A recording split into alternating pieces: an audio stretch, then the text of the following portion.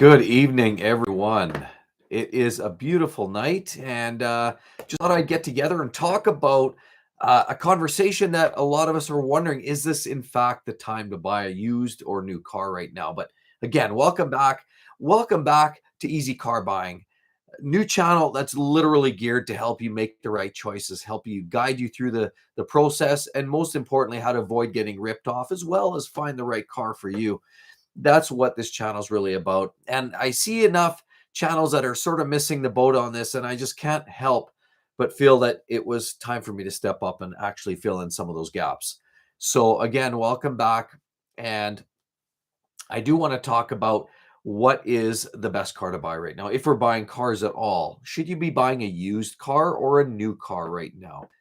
And there are a lot of great questions around that. And there's some nuances. It's not going to be typically cookie cutter. You can't paint it all with the same brush, but there's some valid reasons why it may be worthwhile buying certain cars over others at this time, because things have gone so wildly in the last 2 years, with obviously car manufacturers having shortages and having problems in getting a lot of vehicles to the consumer. It just means that the demand was really, really high for the last couple of years. But things have been changing, and the whole marketplace for car buying has been evolving. One to which where a lot of the manufacturers are now able to get some of these cars to the market, getting some of these cars to the consumer and right to the end user. And now that's basically giving the buyer, putting the buyer in a different position. But now there's a whole different level of economics behind this. And so it's not as cut and dry as you might think when you ask the simple question, should you buy new or used? I mean, historically, one would say before this whole situation in the last 2 years, everybody would typically say, of course, it makes more sense to buy a used car. It always makes more sense to buy a used car because um, let's just see here. Welcome. Right on. Um, it's simply because back in the day, the natural form of depreciation kicked in. You buy a car, 5 years later, the car is worth, 50, 60% less than it was new. The idea of, losing 20%, 15, 20% as soon as you drive it off the lot was typical. That was the norm. And it was as predictable as the sun rising the next day. That's just the way things went back in the day. So things have changed a little bit since then. And I can speak to some of my own personal experiences, but clearly some things are going on in the market right now. So what I can do is, I can pull up, I'll give you a quick example. I'll cut to the chase. We'll look at some ads right now, and I'm pulling up an ad for some local sales here. We have a local dealer selling a 2016 Ford F-150 Lariat Super Crew 145. The car or the truck, it's a 2016, folks. This truck is almost 8 years old. It's going on 8 years of age. It has 91,000 kilometers, and granted, that's low miles, but it's still what it is. It's 2016. They got it retailed at about $41,000 plus taxes.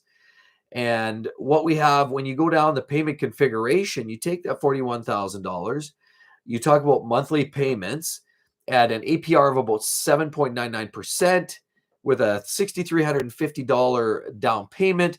And that shows it to be about $858. So close to $900 a month based on the calculations that they provide for their local lender. It basically puts you in a place where you're paying almost $900 a month. But then we go to the Ford Canada site, and then we look for pricing incentives. Now the APR is lower. It's 6.99%. And I'll give you an example. An F-150 Lightning. There's lots of incentives to move those trucks along. We know that Ford's struggling to sell a lot of their electrified vehicles like the Lightning or the Mach-E Mustang. And so there are incentives.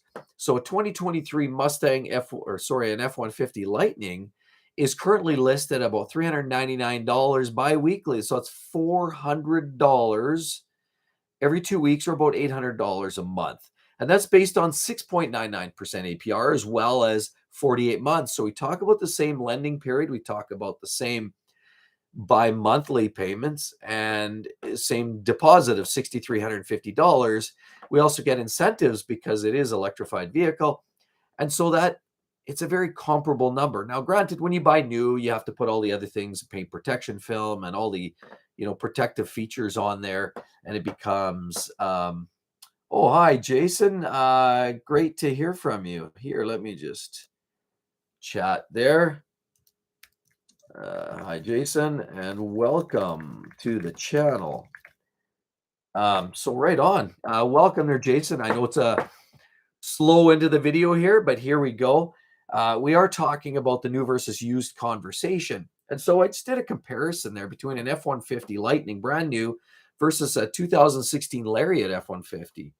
And the prices were almost the same. Now, granted, like I said, you have add-ons, and at the end of the day, by the time you walk out the door, you're going to pay more for that F-150 Lightning, but it's brand new. It has 0 miles or probably 10 kilometers or 10 miles on it. And it is what it is, but it's a compelling conversation because this is the very conundrum we're faced with today. Now, let me give you another example. Okay, should you buy used or new? I was looking recently because I've had a lot of viewers asking me about Teslas. Now, I by no means am buying a Tesla. As a matter of fact, I'm an ICE person through and through. Let's put that on the table because I know the Tesla conversation is very polarizing. But what I have seen and heard with Teslas. So, for example, Tesla's been trying to not monetize, they've been trying to incentivize a lot of the sales of their new vehicles. And a lot of that's because the new challenges with competition, Porsche is coming out Taycan and Mercedes EQE series cars. And I mean, you name it, everybody's coming out with electrified versions of their model lineups.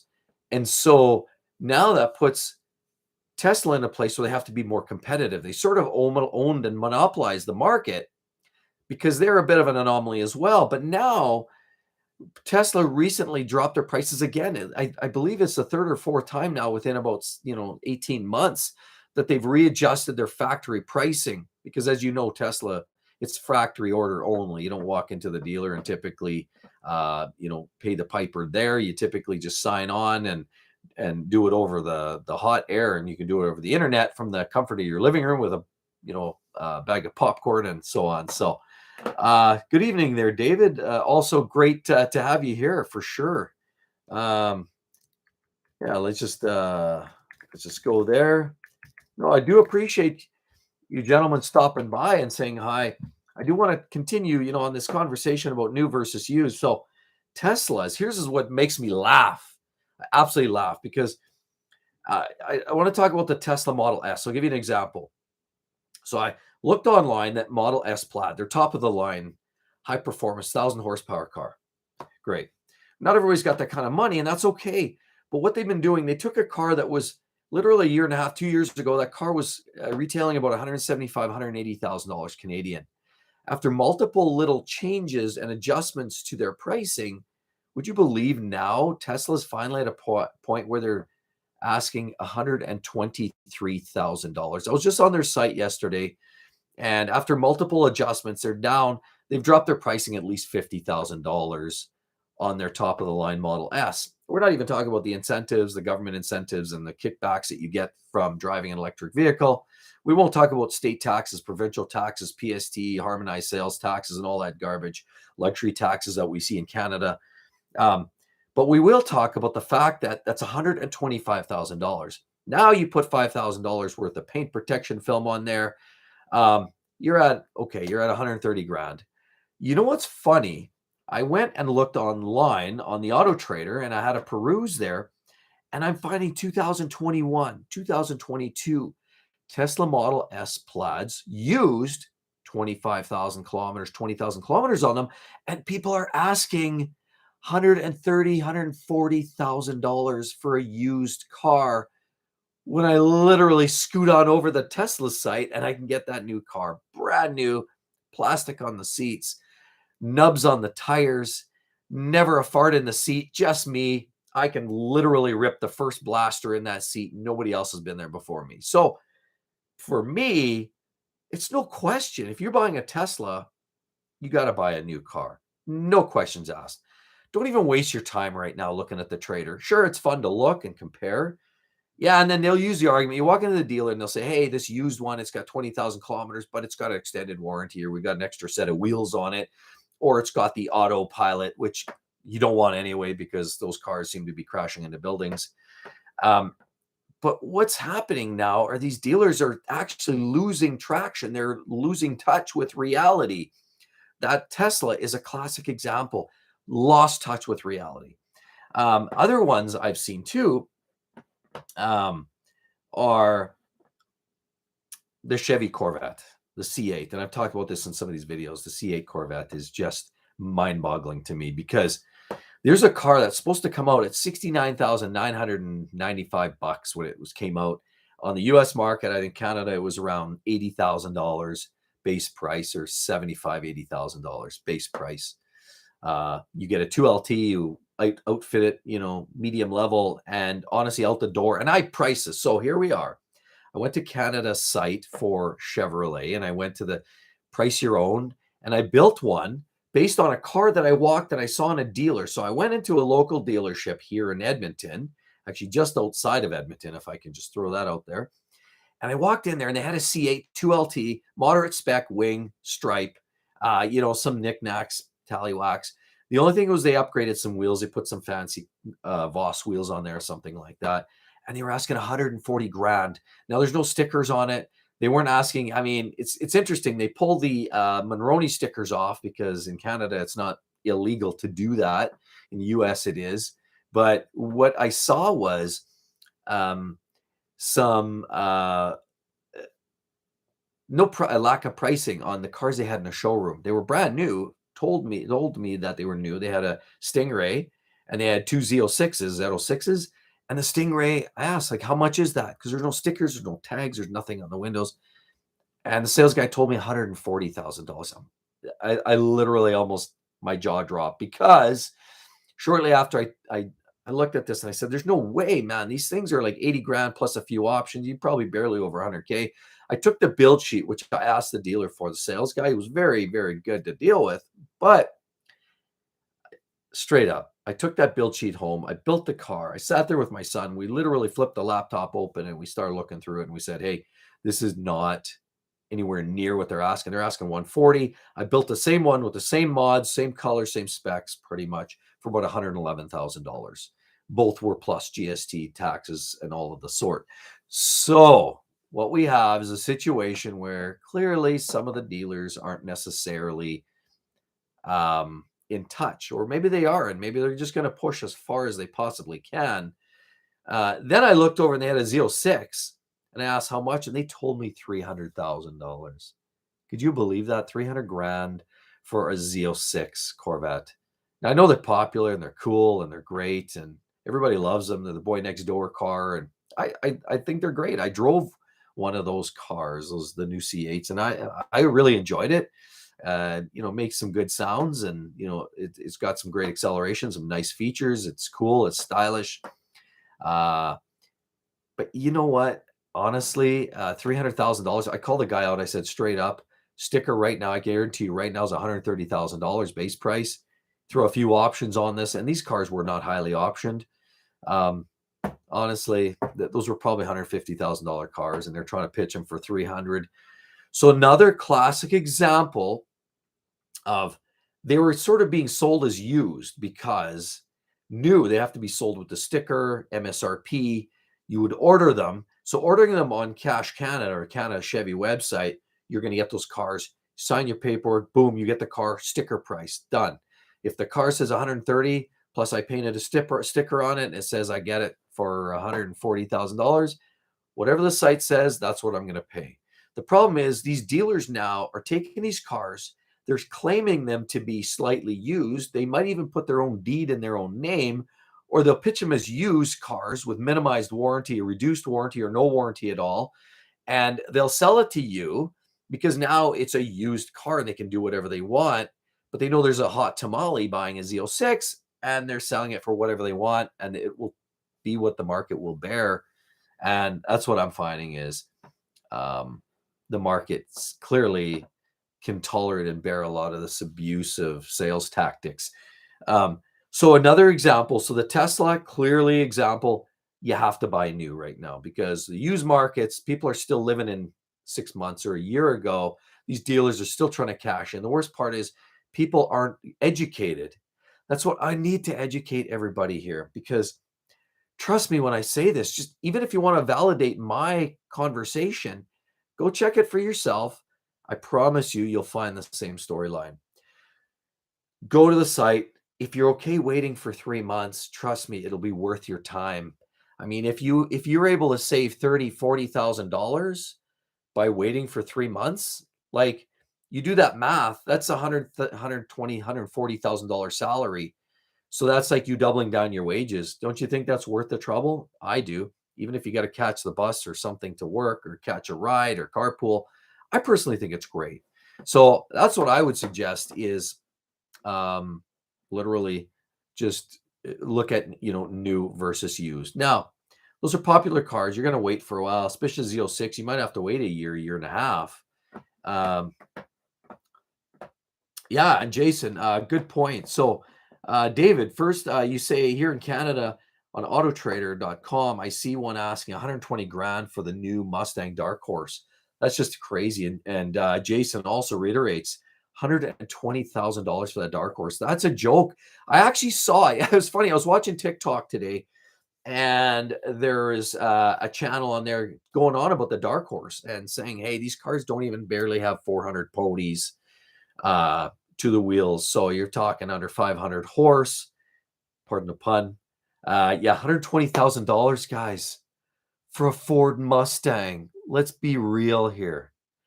And this is what's starting to happen. So they're getting the car, and the dealers are throwing, what would normally be like a 55, or I think it's $58,000 sticker. I don't have it in front of me. And they're slapping 30, 40, $60,000 on top of this price tag because it's hard to come by. It's the latest and greatest. It's like, I got this new iPhone 15, 14, whatever it is. It's like you want to have the latest, you're going to pay the price, but the dealers are going to get these cars, are going to put that one car on there. And they're going to preach to you that allocations are low and it might be hard to get, but we have this one right over here and we can pitch that. Yeah, we know it's above sticker, but hey, we also have like 10 people behind you waiting to buy it. So what do you think, folks? That's when you got to walk away. That's the fast talking snake oil salesman talk, because that's what's happening. You're right. 120 grand is absolutely ludicrous for such a car. I mean, think about some of the other vehicles you are able to buy nowadays. I mean, a Mustang is a great car. I love Mustangs. I've had a Mustang years ago. I had a 5-liter with a manual gearbox. I love Mustangs. Who doesn't like a Mustang? It's just such an easy, non-pretentious car. It's fun. It's just everything that a sporty muscle car should be. They're great, but come on, 120 grand. I sure hope somebody's not paying that. I really hope somebody's not buying that. I even know I've heard of somebody locally here paying $150,000 for like a Raptor. I don't get it. Like, I just don't get it. But things are happening like that. This is what's going on in this market. And that's a big reason is the dealer. And this is why Ford is now saying they're trying to isolate themselves from the remote dealers. They're trying to sell direct to the customer. Now, that's a hard thing to do, to cut loose, because the what do you call them? The actual dealership owners, or the franchisees, if you will, they've got money invested. They don't want to let go. So this could be an ugly lawsuit, but Ford's pushing back, trying to say, hey, we want to go right to the dealer, consistent pricing, so we don't have this squabbling going on and we don't have all this undermining going on out in the field. They're able to sell. And, this is just the way things are shaping up. So Ford's trying to do that. They might jump in maybe on the electrified side of the market. The problem is they're losing a ton of money on every single Mustang Mach-E that they're selling. So that's a losing proposition. The Lightnings they can't sell, so they're incentivizing that. They're also in the middle of trying to build a battery factory over in Canada, up Quebec or Ontario, just so that they can sort of cut some costs and build in-house. But Ford's trying ways to manage the sales of these electric cars and then sell those more direct to the customers rather than middleman and go through the dealer network. just because of all this greasiness that's going on. So again, you know, buying as close to the factory is probably the you're you don't have all these other people slotting in extra pieces, right? The dealer, the transport, the aftermarket add-on guys, the paint protection people, they all want their chunk. And you know glass etching, and there's all this other garbage like gap insurance and trash like that all makes its way, and you at the end user are just paying through the nose. And the worst part is it's not that you're just overpaying. When the dust settles, and it will settle in 3 years, and you're like, yeah, I'm done with this old Ford F-150, or I'm done with this dark horse Mustang. That dark horse Mustang you just paid $120,000 for just get stabilized. And it'll happen with what happened with the Tesla brand, is that you think you paid 120 grand, but this guy over here waited 2 years and he was able to just, hey, sign the paperwork and paid 58 grand for his dark horse new directly from the factory. So that's what everything's leveled at. So you think you're kind of getting ahead of the game, but actually what ends up happening is 3 years down the road, you're trying to sell it for 80 grand thinking depreciation. But already the $58,000 buyer is selling his car after 3 years for $30,000. For you to be competitive to sell your car, you got to sell 30,000. You just lost $90,000. I mean, it's a math game, but so you don't want to be upside down on your loan. You don't want to be upside down on a car purchase. And everybody knows cars are not a good investment from a dollars and cents perspective, but we all love the passion and the driving, and sometimes we just need to get around. So you want to do it the least painful way as possible. And so do you buy that car new or used? Another example, I was down at a Toyota dealer here recently. One of my kids were looking at maybe buying a car. So we went down. They had zero, and I mean zero cars on the lot for new. The showroom was empty. It was ridiculous. And then even out in the field, I look, in the big parking lot, it was quite vast and there was no new vehicles there for sale. But they had a significant lineup, two lineups of used vehicles, a variety of different models. And I looked at the RAV4s. They had some late model RAV4s. And the sales guy comes up to me and says, you know what are you looking for? Anything I can help you with? And he said, well, just looking, tell him the storyline. And I said, well, honestly, maybe a RAV4, young daughter looking for something that's practical, reliable, good in the winter because we have snow here in Canada. And he goes, you know what? I sell the used vehicles here and I don't want to sell myself out of a job. But he says, it is what it is. And he gave me some comparisons and price this out for yourself. You'll find the same storyline. The price they were asking for a 3-year-old Toyota RAV4 XLE with 48,000 kilometers was actually more than a brand new replacement cost. The only difference was you had to wait for 4 or 5 months because that's what Toyota's doing now. You have to wait. Now, Toyota's trying to get on a game here, and they're trying to start marking up some of these vehicles, and they're trying to start adding on because they have no other market right now. They can't sell, like the velocity at which they're selling new cars is slow, but that's where you want to buy them is Toyota. You don't want to buy the used ones because they're selling the used ones more than the new ones, but that's all they have to sell. So they're trying to make a profit and make it up on the used car sales. They don't want to give those away, and they can't sell new. So they're at a real conundrum right now. Toyota's really kind of up the creek with this whole game right now. So I think the thing here to think about is with Toyotas, don't get caught up in the the pitch, right? Yeah, they're great cars. Toyotas will last 300,000 miles. The salesman will give you that. And that's just a pitch, guys. I mean, I don't know about you, but even with a good Toyota, yeah, they'll last a long time, but the brakes wear out and the tires wear out. And the car, you've reduced its lifespan by X amount of miles. At the end of the day, it's still a car. It'll wear out. And still, wouldn't you rather have a car that has 0 miles on it? I would. I'll wait for it. I'll wait a year. You know what? I'm in the process of waiting a couple of years right now for a car. I'm waiting for just because it's worth it, and I don't want to pay the overpriced gouge price that we're finding at the dealer level on the used car market. So, in short, is the used cars Are the used cars the way to go, or the new cars the way to go?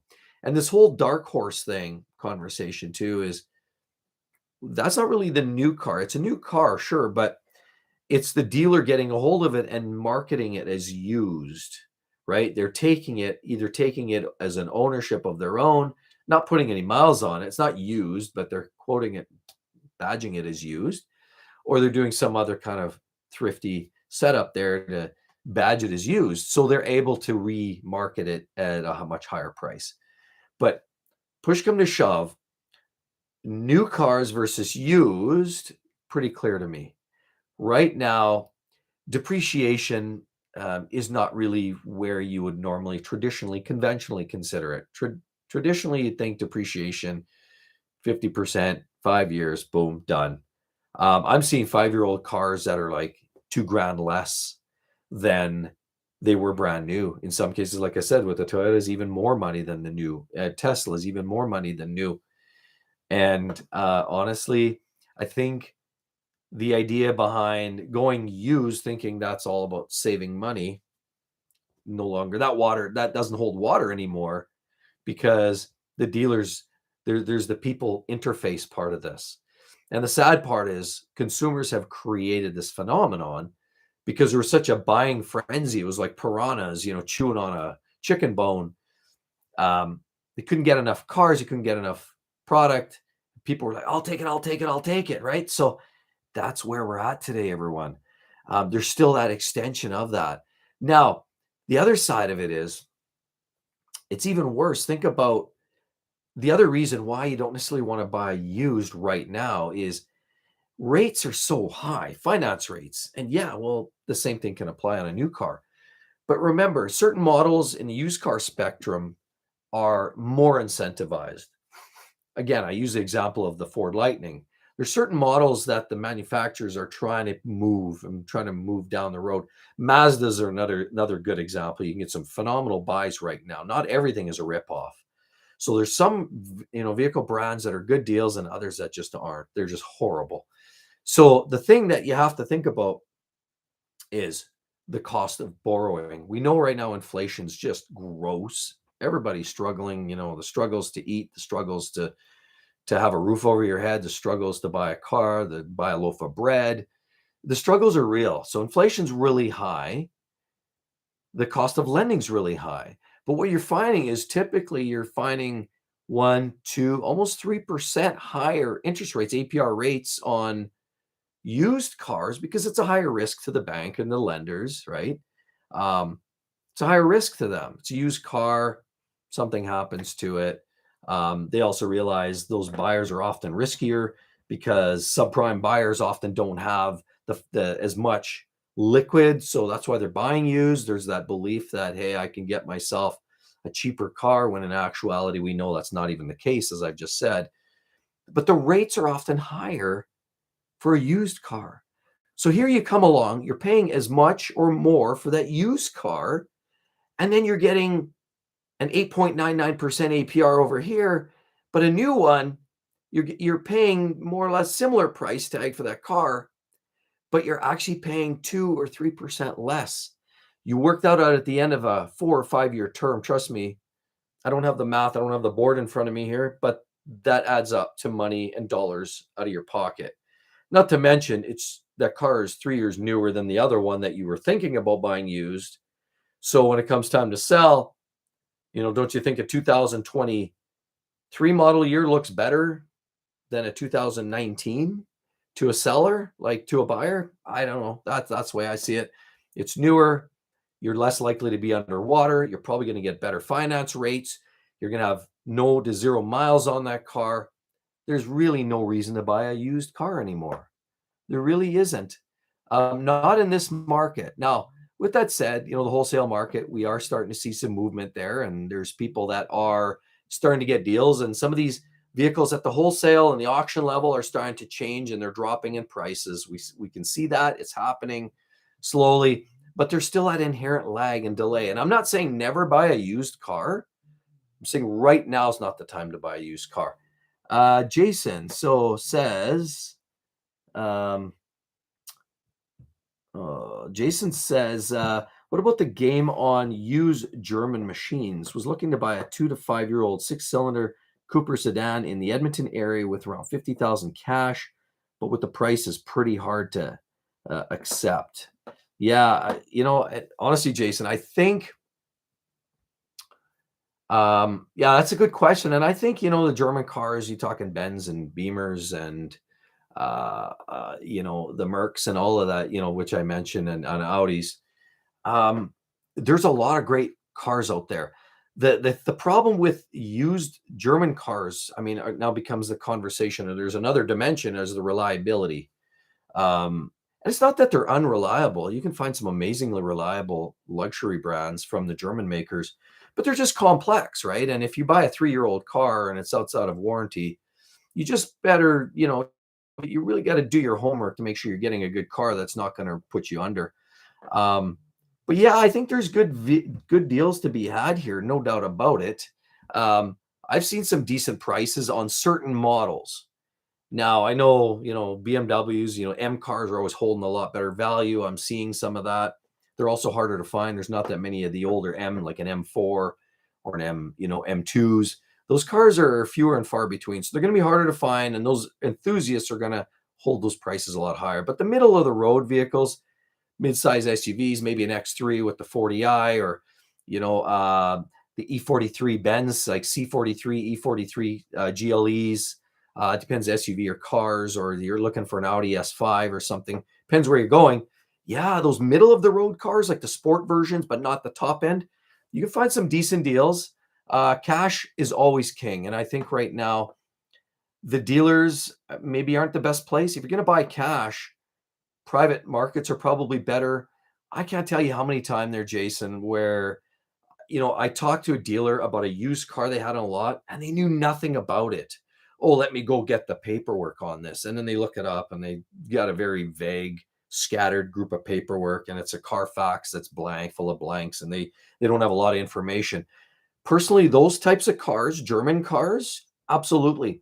Personal buyers are often going to have more of that flexibility. A dealer's hard line. They're going to know where their cuts, their losses are, and their gains are, and they're going to play that game with you. A personal buyer sometimes is more inconsistent. There's personal sellers that are going to be out to lunch and selling at a high price, and there's other ones that are going to actually they're willing to give it away because they're desperate and whatnot. So you're going to see a bigger swing there, but you can get some great deals, absolutely, for some used German cars. I would be looking for extended warranties. I'd be looking for some warranty, some level of reassurance that you're going to get a car that's not going to let you down. But absolutely, there's some good deals on the used market for sure. As you know, some of the new car prices, even in the German space, are going up quite substantially. So then it becomes, because not too many German cars now for 50 grand. Unfortunately, prices. There was a time when you can get a pretty nice car, but those days have that ship sailed now. So you can get a really nice used car for sure for that kind of money in the German space. So yeah, 100%.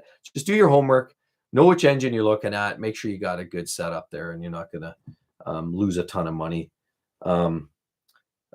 So anybody have any other questions? Let me just see here. Any other questions regarding any of this newer used conversation? Because it is compelling, and this is really the time. Well, first of all, probably not the best time to buy a car at all.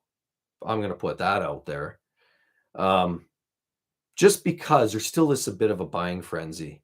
And now, the UAW strike coming on, the big threes, the Chevy, Ford, Stellantis, Chrysler product stuff, the big trucks, there's an impending strike coming on potentially. So there's a lot of product on their lots. I'd say wait that one out until things get kind of desperate. I mean, that one's going to be kind of touch and go. Right now, truck prices are quite high. Don't know if we're ever going to see them really any lower. It's a ratcheting effect like that. So it's just the way life goes. But there might be opportunities to get more incentives, more freebies, more throw-ins as time goes on. If they're sitting on these lots, if they're sitting on all this inventory. I mean, they have vehicles, Jeeps, Compass, for example, or some of these other Jeeps that have been on the lot. They have like on the lot time days of 300, 350 days on the lot. So in other words, a lot of them aren't selling. So that's your motivation. That's your way to get in there and kind of dig and grind them out. And there may be some opportunities. I'm not sure this is quite the time yet, but yeah, you betcha. Jason, yeah, thanks, Mark. This was very helpful. We'll certainly start looking into the private sales space. Awesome. Yeah, good luck there, Jason. Love to hear more about it. Certainly on the channel and here on Easy Car Buying. I definitely would appreciate tomorrow. I've got another video release coming out tomorrow morning, 8 o'clock Mountain Standard Time. I think you'll find it all very interesting. And definitely, if you're getting a chance, this might be your first visit to the channel. If it is, welcome.